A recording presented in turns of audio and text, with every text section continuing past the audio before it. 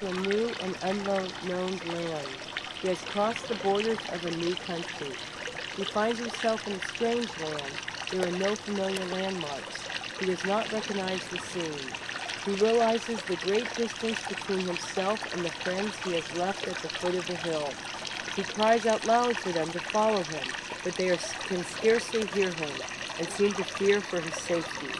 They wave their arms, beckon with their hands for him to return. They fear to follow him and despair for his safety. But he seems possessed of the new courage, and the strange impulse within him urges him on and on. To what point he is traveling, he knows not, but a fierce joy takes possession of him, and he presses on. The light pouring forth from the spiritual consciousness leads the traveler along the path of attainment, if he has the courage to follow it. The light of the Spirit is always a safe guide, but very few of us have the confidence and trust which will allow us to accept it. The original Quakers knew of this inner light and trusted it, but their descendants have but a glimmer of what was once a bright light. Its rays may be perceived by all who are ready for it, and who look with hope and confidence to the day when their eyes may view it. For know you that this inner light is not the special property of the Orientals, far from it. The men of the East have paid more attention to the subject than those of the West, but this illumination is the common property of all the race, and is before each and every man and woman. Instances of it have been known among all people in all times, and all the records agree in the main, although the interpretations vary wildly.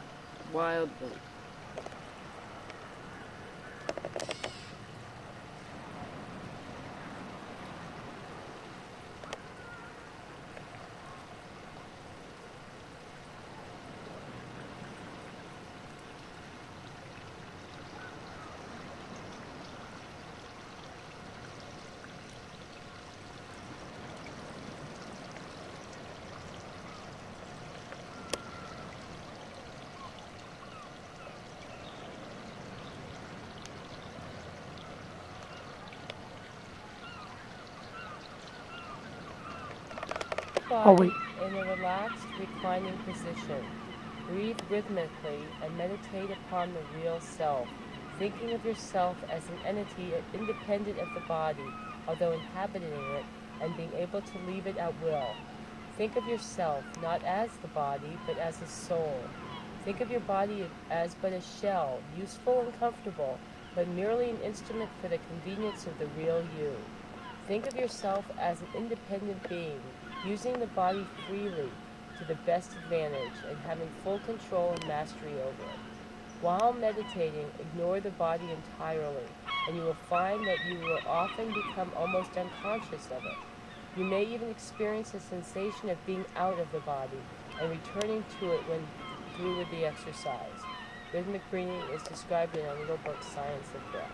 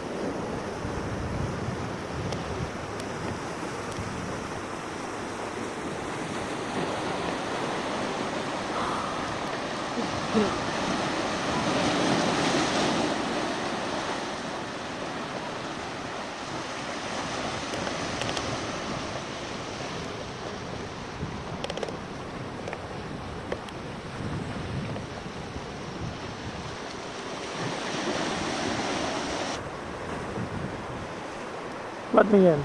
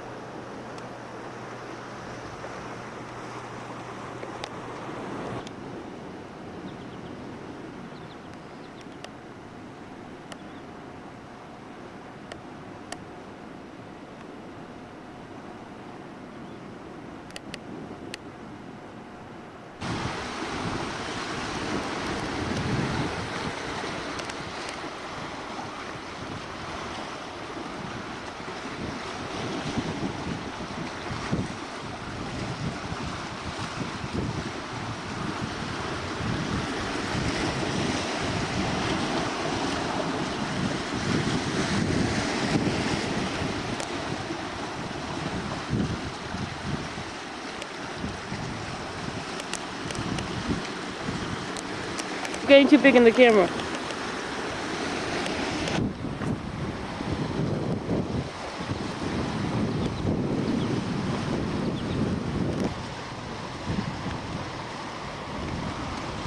Yeah.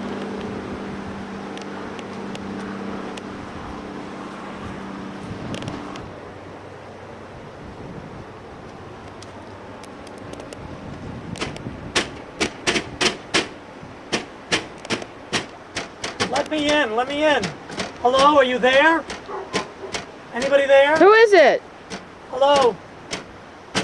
Who is it? I just came from the sea. I don't know who you are. Leave me alone. Let me in. Be a neighbor. Be neighborly. Be hospitable. This isn't a good time. Come back later. I can't come back later. I need help. I want you to come out with me. What do you need? I want you to come swimming with me. I don't want to go swimming. Thank you. Come, it's Please beautiful. Hello? Can you hear me? Who are you? I want to come swimming with you. I don't know who you are. You look odd. You don't look like a normal person. No, don't come in. Yes, I'm coming in. No, I'm coming to catch you. No. You can't come in barging into my home like this. What are you doing? What do you want? Oh, you feel weird. Oh, God. What kind of skin do you have? I need water. Get out. I need water. I need water. Oh, my God. I think he died on my floor. Oh God, he's puking all over my floor.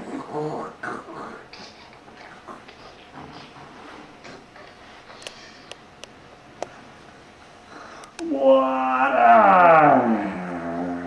Oh, I better go get him something. Oh my God, what kind of creature is this?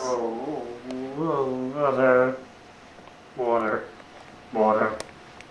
Oh my God. That's the grossest thing I've ever seen. Why did I leave the water? I'll get you some water. Just promise you leave, I'll get you some water.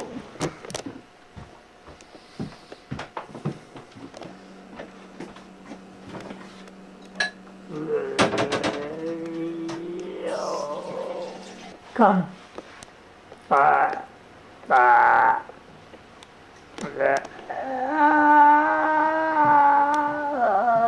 do I give this to you? That's fine, thank you. Oh, needs salt. Maybe it doesn't need salt. Actually, it's kind of nice without salt. Yeah, it's good. Now, are you ready to leave? No, now I want Now you to come what are you with doing? me. What are you doing? I want you to come with me. Come with me. Come. Come to the sea.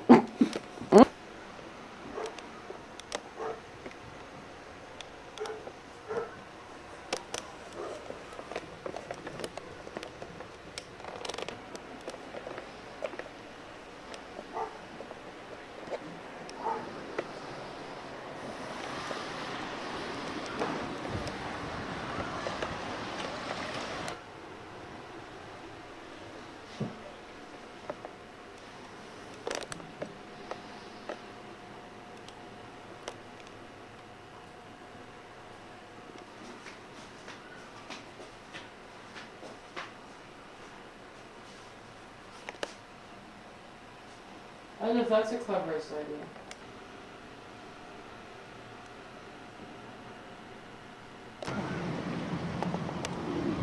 First of all, I'm going to put on this. You can keep that.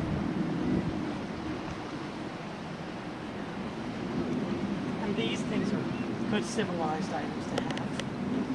I want some glasses so that we can... Oh my God, what a lovely place. And this in order to guard from the sun, and this in order to further guard from the sun. Okay, come on, let's go.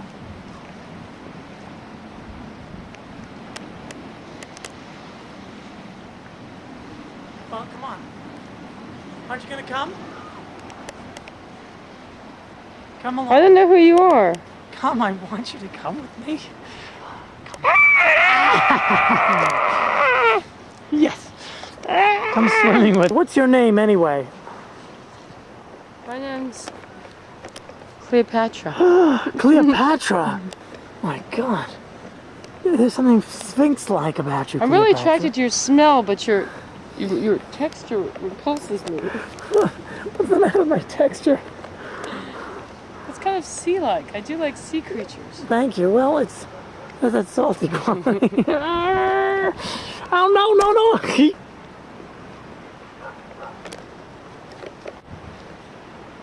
Okay, I'll come. Is that a boat? That is, but that other thing doesn't even look like rocks. Are those more creatures like you? Yes. We are coming to invade this area.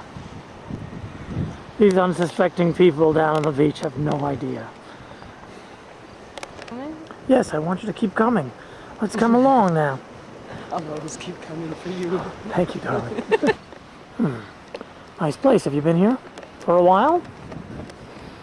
We passed down. I just come to visit. You're a visitor? Yes, I'm a visitor. Who are you coming to see? Charlotte. Charlotte. Where's Charlotte? She's inside right now. Oh, She doesn't want to come swim with us. maybe later. Baby? Maybe, yes. Does Charlotte live here?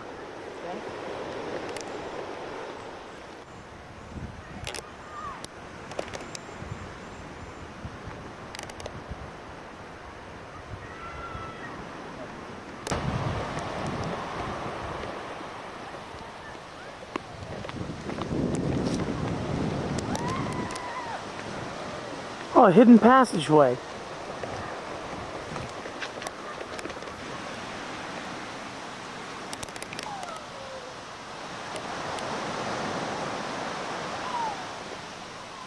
Okay. I found one remaining blackberry, listen to me, blackberry bush. Where? This place used to be teeming with them. Show me, point it to. It's right there. It's hard to tell in black and white. Oh, let's see. There's a blackberry that's there. Oh, can we eat them? Yeah. They're delicious. The black ones, not the red ones. Why not the red ones? Because they're not ripe yet. Oh. This place used to be filled with them. I think there's only one left. Want to eat them after we swim? Yeah.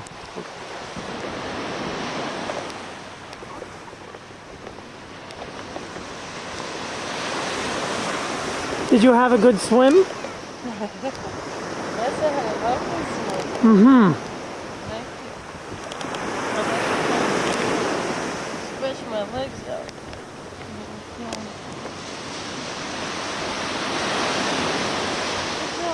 I have no patience not to feel perfect.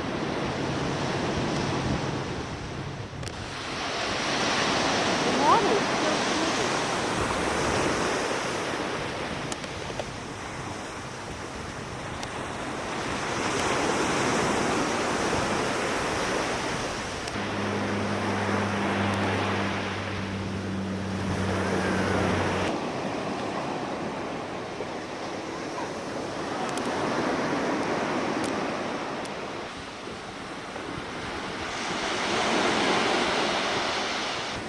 Oh. She woke at midnight. She always awoke up then, without having to rely on an alarm clock. A wish that had taken root in her awoke her with great accuracy. For a few moments, she was not sure she was awake. Images from her dreams and perceptions mixed together in her mind. She was troubled by anxiety before opening her eyes, afraid sleep had deceived her. Shaking her head gently, she gazed at the total darkness of the room. There was no clue by which to judge the time. The street noise outside the room continued until dawn. She could hear the babble of voices from the coffee houses and bars, whether it was early evening, midnight, or just before daybreak. She had no evidence to rely on except her intuition, like the conscious plotting. Like the conscious plotting, there was silence encompassing the house, which revealed that her husband had not yet rapped at the door, and that the tip of his stick had not yet struck against the steps of the staircase. Just like me coming to see you, Faith. Rap, tap, tapping on the door. This is exactly the way you awoke this morning. I'm surprised that I had not come rap, tap, tapping at the door. Habit woke her at this hour. It was an old habit she had developed when young and had stayed with her as she matured. She had learned it along with the other rules of married life. She woke up at midnight to await her husband's return from his evening's entertainment. Then she would serve him until he went to sleep. She sat up in bed resolutely to overcome the temptation posed by sleep. After invoking the name of God, she slipped out from under the covers and onto the floor. Groping her way to the door, she guided herself by the bedpost and a panel of the window. As she opened the door, faint rays of light filtered in from a lamp set on a bracketed shelf on the sitting room. She went to fetch it, and the glass projected onto the ceiling a trembling circle of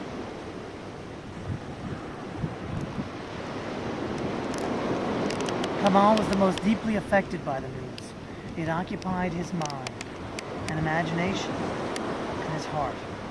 Had he not felt that the school disciplinarian was keeping track of him and watching his every move to report in detail to his father, he would have been unable to resist the temptation to go to Sugar as he could. This memory haunted his mind, and he felt the same old disgust. It was a pesky, distressing memory. Out of school that afternoon, he dashed off at full speed to Sugar Street to find out what was happening to Aisha. He was panting when he entered the courtyard of the Shawkat residence. He went to the door of the women's quarters, but chanced to peer into the reception room. To his chagrin, he found himself looking straight into his father's eyes. The man was sitting down, grasping with both hands the top of the walking stick held between his legs. Kamal froze, staring as though hypnotized, not blinking or moving. He felt he must have unwillingly done something wrong.